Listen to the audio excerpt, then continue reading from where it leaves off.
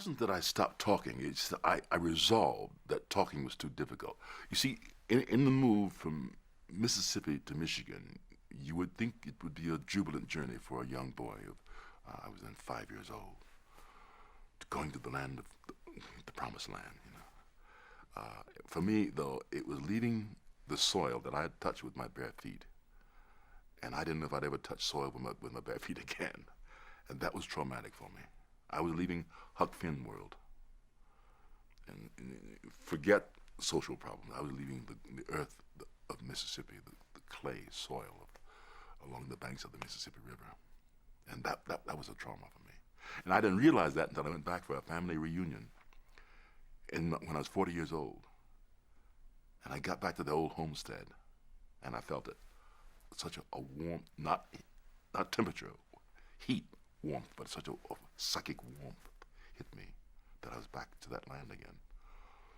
And that journey, that choo-choo train journey from Mississippi to Michigan was a trauma. I mean, there are other little things that happened along the way that one might pin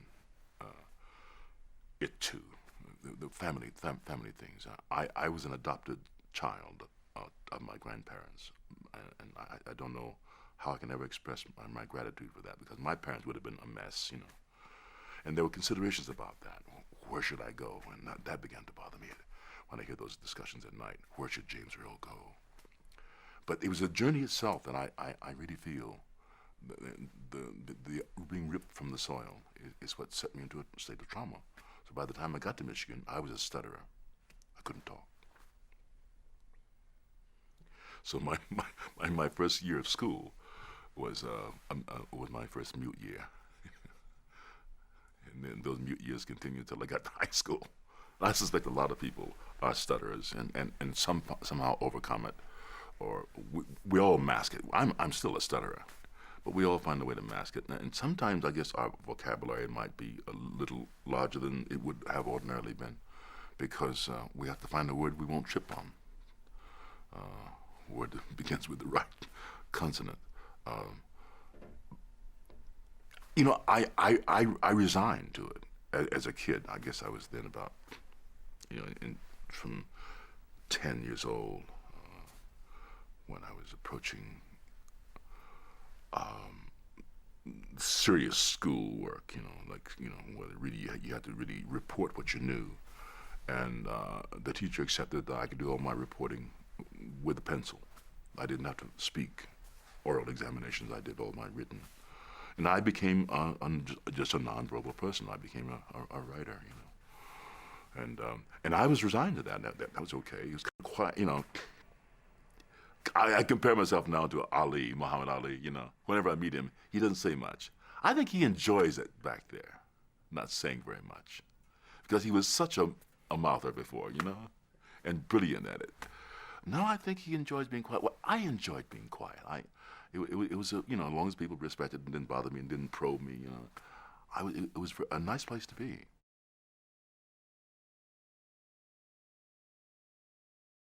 Donald Crouch in high school said, "Do you like these words?" And I was then writing words of my own. He said, "Do you like these words? Do you like the way they sound in your head?" He said, "Well, they sound 10 times better when you give them out in the air. It's too bad you can't say these words." He began to challenge me, to nudge me toward speaking again.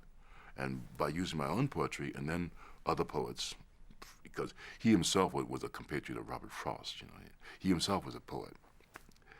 He himself said he learned a poem a day in case he went blind. He'd have a whole book of poems in his head. And he nudged me toward that, toward the acknowledging and appreciating the beauty of words.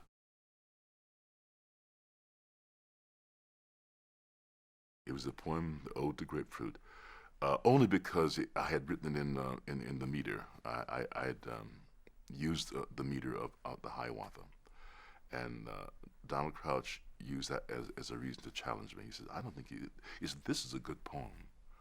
It's so good, I don't think you wrote it. To prove you wrote it, get up in front of the class and say it out loud." And that was I don't know whether he concocted that challenge or not, but he really meant it. And I got up and I said it and didn't stutter. Nice surprise.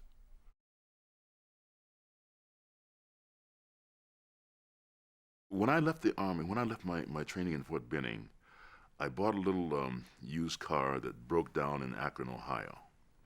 In that little used car and, uh, was all my poems, you know. So I put it in storage, and when I went back to collect it later on after the Army, it was missing. And I'm grateful that the poem about grapefruit was missing because although it was it had all the poetic values and had all the meter and all that, it was basically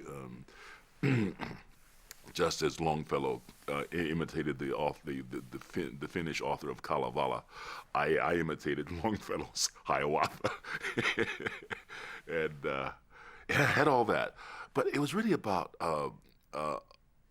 the beauty. I don't know if anybody else can appreciate. I wouldn't expect them to.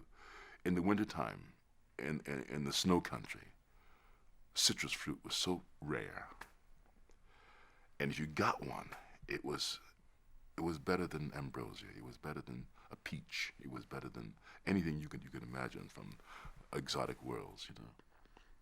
And I just poured my heart out to, to, to the wonders of grapefruit.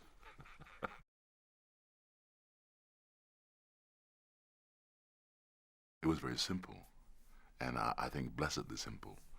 And when I look back on what might have put me on this path or that path, I think the extent to which I have any balance at all, any mental balance, is because of being a farm kid and being raised in those isolated rural areas.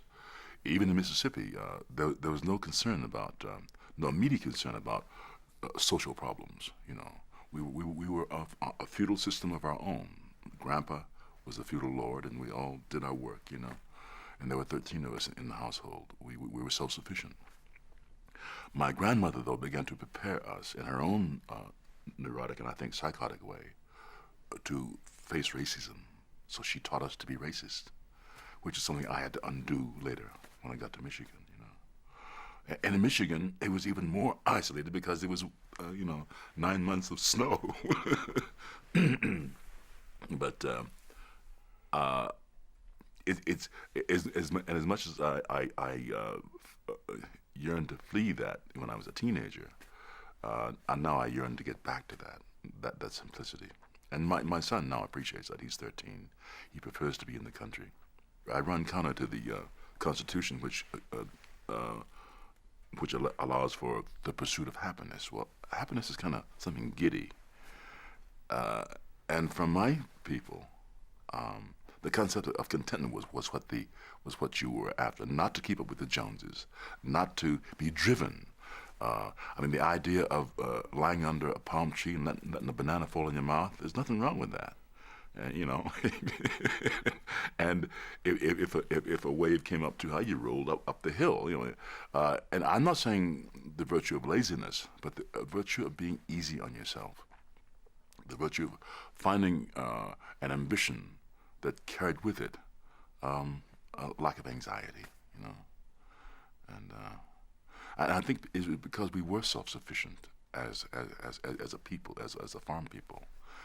Even during the rationing period during World War II, we didn't have the anxiety that we'd starve because we grew our own potatoes, you know, and our own hogs and our own cows and stuff, you know. That put you at ease to a great extent. It made you responsible. We children learn responsibility automatically. Excuse me. It was not, we worked not because Grandpa said work. We worked because if we didn't work, the cow's milk would go bad, the chickens would starve and stop producing eggs, and the pigs would yell a lot.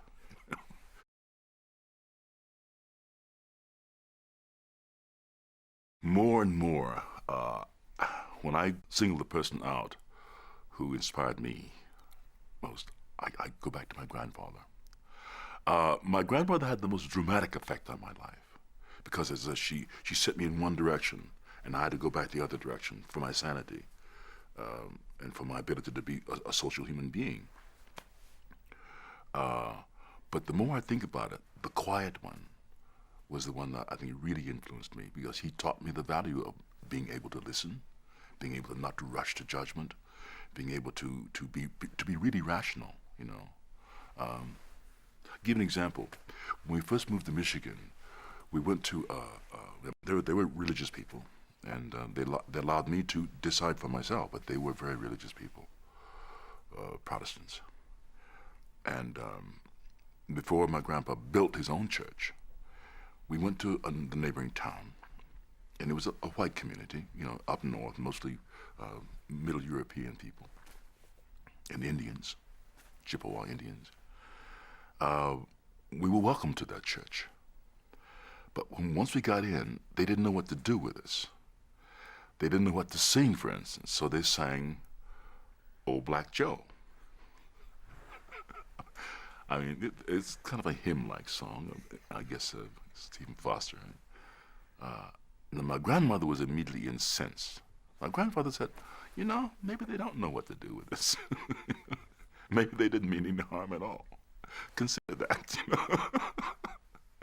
So it was then when I began to say, well, maybe my grandmother isn't always right, and maybe I should not be a rabid racist as she is recommending. Defensive racist, and maybe I should take each person as an individual.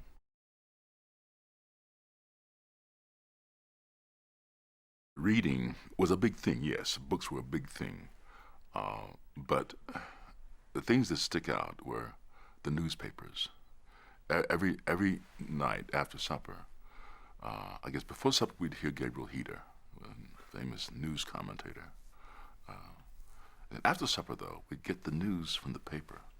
And my granddad would read everything that he thought was relative and pertinent to us, to our lives. He'd read it out loud, And I guess I was influenced a great deal by that, about what was going on in the world. We were approaching World War II at that time, and those crises. And to the extent that the daily journals were able to give us information, that was very important to us. Later on, I think when I left high school, the man who also affected my life, Professor Donald Crouch, gave me a book of Emerson, Self-Reliance. And he said, just read it when you feel like you have time, and it might be helpful.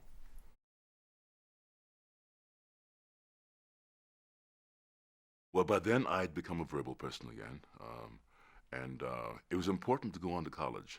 My uncle and I were the first, my youngest uncle and I were the first members of our entire family to ever go to college. I was the first to ever go to the military.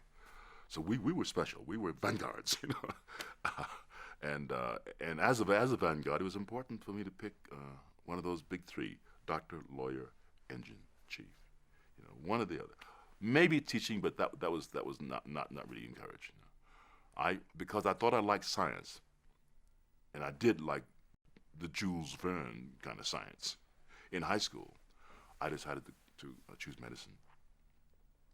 And that was my rationale for going to the University of Michigan on a scholarship.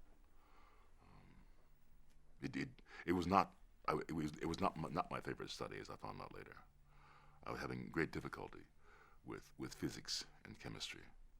So in my sophomore year, I took a senior anatomy class, and I thought anatomy being the thing that I should be most interested in. And if I could hack, as we called it, a senior class, I would continue.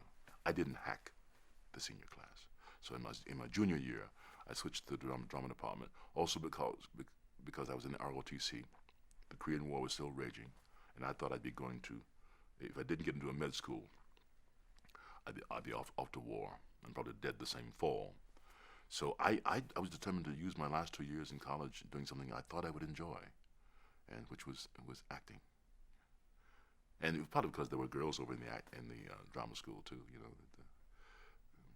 It's always hard. It was always hard in those days, even at the university, at the theater wing, to get enough boys to match the number of girls you had in those acting classes. Because boys thought, well, a little sissiness going on over there, because the drama school is too close to the music department and the dance department.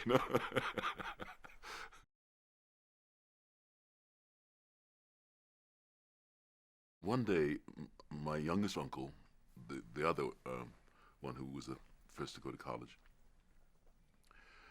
Randy, and I were sitting out on the front porch, and he was brilliant. He ended up he just retired from Boeing Aircraft in Wichita, Kansas, and he knew he wanted to be an engineer, you know, and we would boys boasting. I couldn't top that, so I said, well, I'm going to be an actor on the stage, and pop from behind. My granddad had been listening behind the screen door. That was his way of discouraging that kind of thinking, you know. I was not only forbidden to see my father. The idea that you would really take seriously a life of a troubadour. I mean, I was my people were very very simple. They were peasants people, you know. So the idea of somebody making a living as an actor or a singer, you sang in church, you know, and you didn't act at all. You tried not to act, you know. You tried to tell the truth.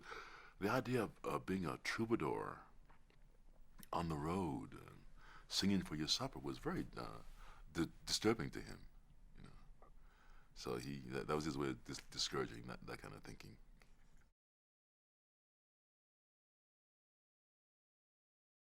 No, but his insane wife, my grandma Maggie, hers changed because in her insanity, the idea. I mean, this is the woman who taught her bedtime stories were about lynchings and hurricanes and floods and rapes and murders. You know, those are her bedtime stories. For me to go into drama, that was kind of turned her on a little bit. She was the first one. I got a job over at the county seat, Manistee, Michigan, the little opera house. We had a summer theater there, and she was the first to be there, first row. You want to see me in these dramas, you know. And so she opened the door in terms of as far as the family was concerned about you know allowing this to happen. You know,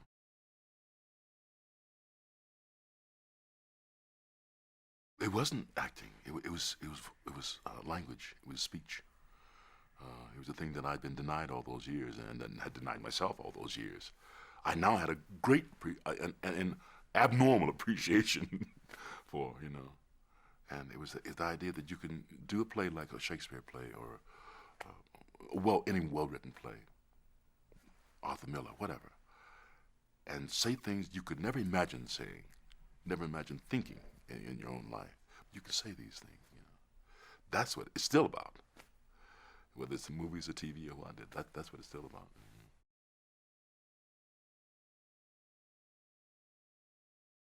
When I was in New York, after I left the army, I studied for 2 years at the American Theater Wing, studied acting, and which involved dance and fencing and speech classes and history of theater, all that. I was preparing myself for the theater, and I got a little job here and a job there, but it wasn't going well, and I considered sometime before the mid '60s that maybe I should consider something else, and I went to NYU for some vocational testing, vocational guidance, and they found that I had a talent perhaps in architecture. So I applied to Pratt, in Parsons, for that kind of training, and I was prepared to, say bye-bye to acting, go on to something else. And before I went joined my fall classes, I got a job out in Indiana that set me back on the track of acting. But I don't want to ever be a sentimentalist. I prefer to be a realist. I'm not a romantic, really, and I never approached the show business from a sentimental point of view. I never saw it as a romantic and glamorous place. I knew real show business from my father's life. My father, who had been an actor since he left the world of boxing. He was a prize fighter when he first. And man, I never really knew. Man, allegedly I was face to face with him once in my when I was about 2 3 days old, and didn't meet again until I was an adult. Was not allowed to meet him until I was an adult. So, but I knew of his career through his mother, and I knew it was not very successful.